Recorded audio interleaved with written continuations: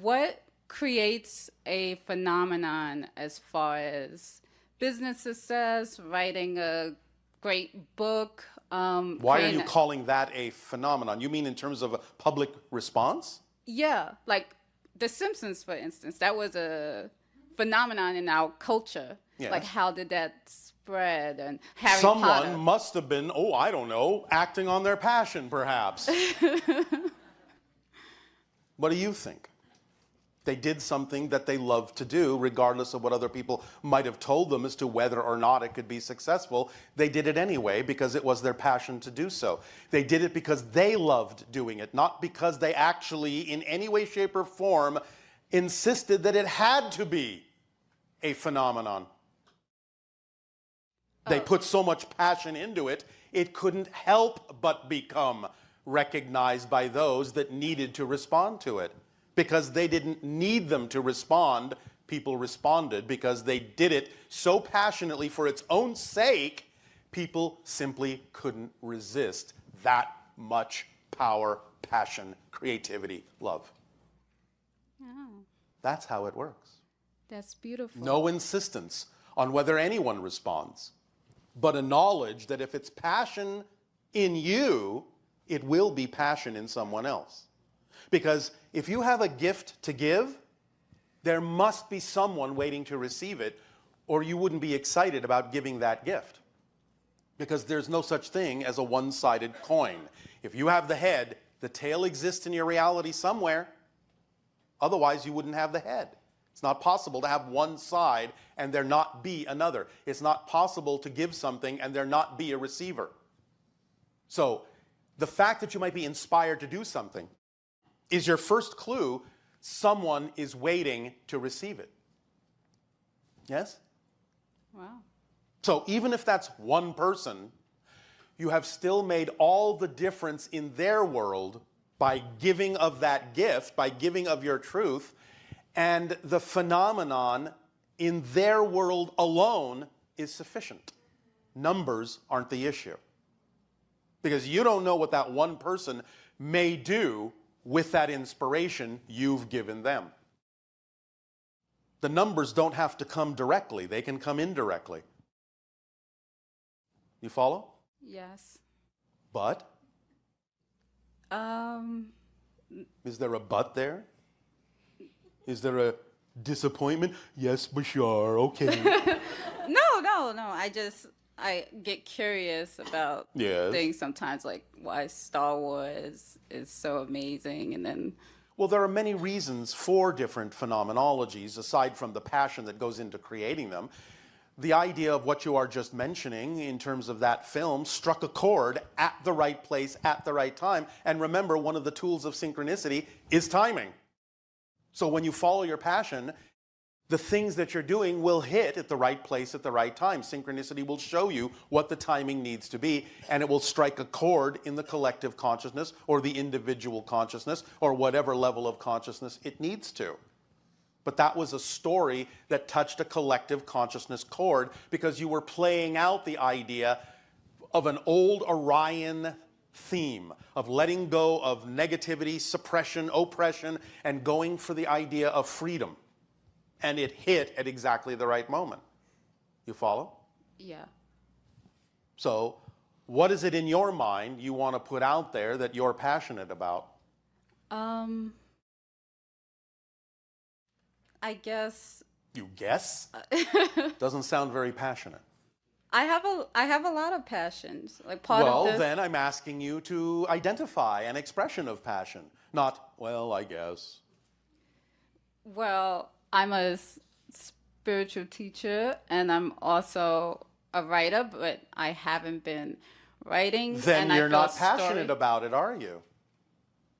Why haven't you been writing? What belief systems within you are holding you back from your passion? Or are you saying that you're not necessarily passionate about writing right now? That's okay, if that's true. But the question is, are you holding yourself back from your passion by beliefs you're buying into that don't work for you? I think that's it. Well, what beliefs are holding you back from writing? If writing is passionate, if that's one expression of your passion, what would stop you? What could possibly stop you from doing it if you're so passionate about it? How strong must that belief be to stop you from doing something you love? What's the belief? What's the fear? I heard you say that before, and yes. like you just explained to the young lady about finding your core belief. Yes. And I've asked myself those questions, and I had an answer pop up. And what was that?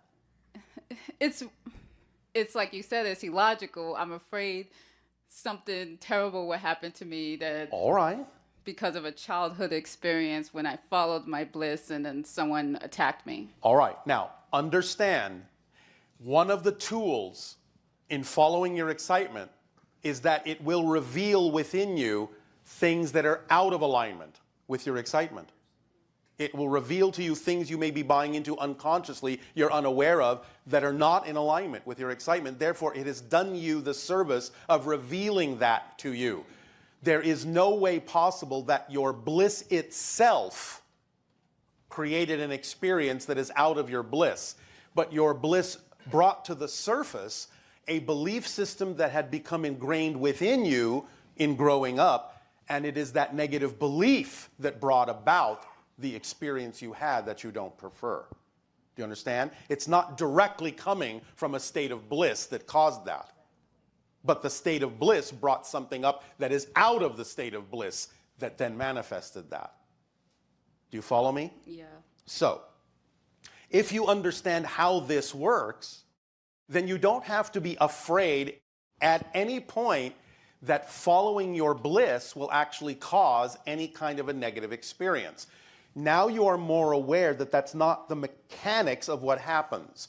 You can follow your state of bliss and you can tell yourself, if it reveals to me something that is out of alignment with my passion, out of alignment with my bliss as a belief system, I can stop myself, I can catch myself, I can examine that, and I will have the time and the ability and the power to let it go. Now that I am an adult, that I didn't necessarily have when I was younger. Because you're maturing now. And you can be aware of the fact of how these things work and tell yourself that it won't necessarily happen automatically anymore. It will bring it to my attention in a way where I can let go of that. I can examine it. I can explore and let go of it so that the negative belief doesn't have to manifest anything that I don't prefer. But even if it does, there will always be a way I can use that to my benefit in a positive way. Why? Because I say so. That's why. Because you're that powerful. That's why. Does that make sense? Yes. So you have to reorient and redefine what your capabilities are now that you're older. You're not necessarily holding on to the way things happened in the past. It doesn't have to happen the same way now that you're more aware.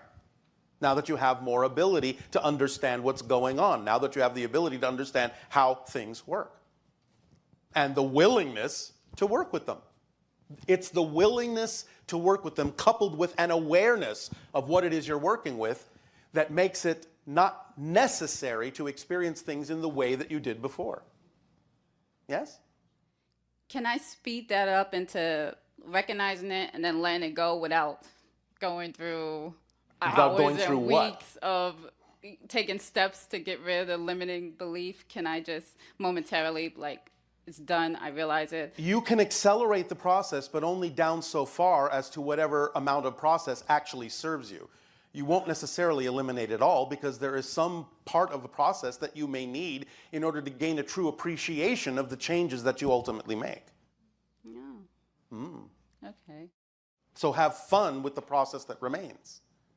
And the more you have fun with whatever process is there, the more you will diminish the need for extra process.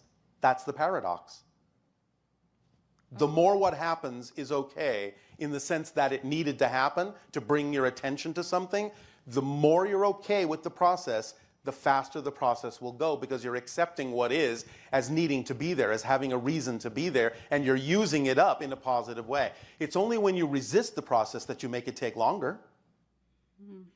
Because process is a natural way you experience change on your planet. You live in a space-time framework. There has to be some sense of time, some sense of change, or you're not getting the discovery out of the experience that you designed the experience for. You follow? Yes, I do. So process is fine. Process is fun. But you can reduce it to just the amount necessary by being okay with what happens in your life and remaining in a positive energy state in dealing with it. Knowing that even if it's something you don't prefer, it's got to be there for a reason to teach you something. So you can learn something. So you can move forward faster in your life in the way that you prefer to. Cool. Yes? Yeah. All right. Cool, hot, whatever temperature you want it to be. I prefer warm, the desert. All right. Does that help you then? Yeah, it does. It does. So, first and foremost, remember, it is important for you to remember this.